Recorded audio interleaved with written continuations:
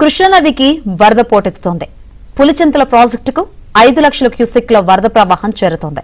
దీనికి తోడు నాగార్జున సాగర్ నుంచి ప్రకాశం బ్యారేజ్ వరకు ఉన్న కృష్ణానది పరివాహక ప్రాంతంలో వాగులు వంకలు పొంగి పొర్లడంతో బెజవాడ బ్యారేజ్కు వరద పోటెత్తుతోంది. దీంతో మొదటి ప్రమాద హెచ్చరిక జారీ చేశారు.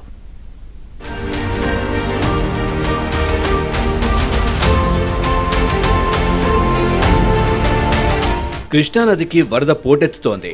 నాగార్జున సాగర్ దిగువ భాగం నుంచి ప్రకాశం బ్యారేజ్ వరకు ఉన్న కృష్ణానది పరివాహక ప్రాంతాల్లో వాగులు వంకలు పొంగి ప్రవహిస్తున్నాయి. పులిచింతల మొత్తం గేట్లు ఎత్తి ప్రకాశం బ్యారేజ్కు నీరు విడుదల చేస్తున్నారు. ప్రకాశం బ్యారేజ్ దిగువ భాగం ఉన్న గుంటూరు, బాపట్ల, కృష్ణా జిల్లాల్లోని నదీ తీరాల్లో ఉన్న లంక గ్రామాల ప్రజలను అధికార యంత్రాంగం అప్రమత్తం చేసింది. లంక గ్రామాల్లో ఉన్న పంటలు మునిగిపోయే ప్రమాదం ఉందని రైతాంగం ఆందోళన చెందుతోంది. కూడా అక్కడ ఉండేటువంటి రెవెన్యూ సిబ్బందితోటి ఎప్పుడు కూడా మానిటరింగ్ చేసుకుని ఆ హైవే సిబ్బందితోటి అదేవిధంగా ఆర్ఎండ్బి ఇతర శాఖలతో కూడా సమన్వయం చేసుకుంటూ ఉన్నారు.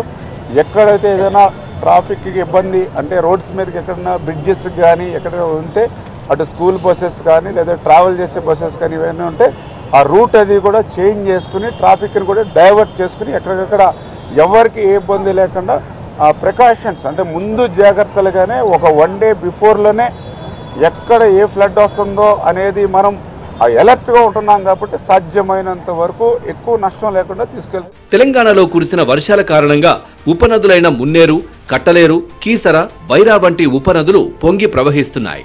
దీంతో జగ్గయ్యపేట, నందిగామ ప్రజానికాన్ని అప్రమత్తం చేశారు. జగ్గయ్యపేటలో రాకపోకలు నిలిచిపోయాయి.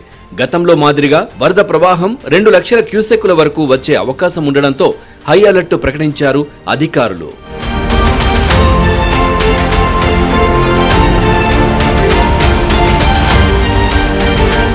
ఎన్టీఆర్ జిల్లాలోని నదీ తీర మండలాలతో పాటు ప్రకాశం బ్యారేజ్కు దిగువ భాగాన ఉన్న గుంటూరు, బాపట్ల, కృష్ణా జిల్లాల్లోని లంక గ్రామాల ప్రజలను కూడా అధికార యంత్రాంగం అప్రమత్తం చేసింది. ఈ వరద ప్రవాహం శుక్రవారం మధ్యాహ్నం నుంచి తగ్గుముఖం పట్టనున్నట్లు ఏపీ ప్రకృతి విపత్తుల నిర్వహణ సంస్థ ప్రకటించింది.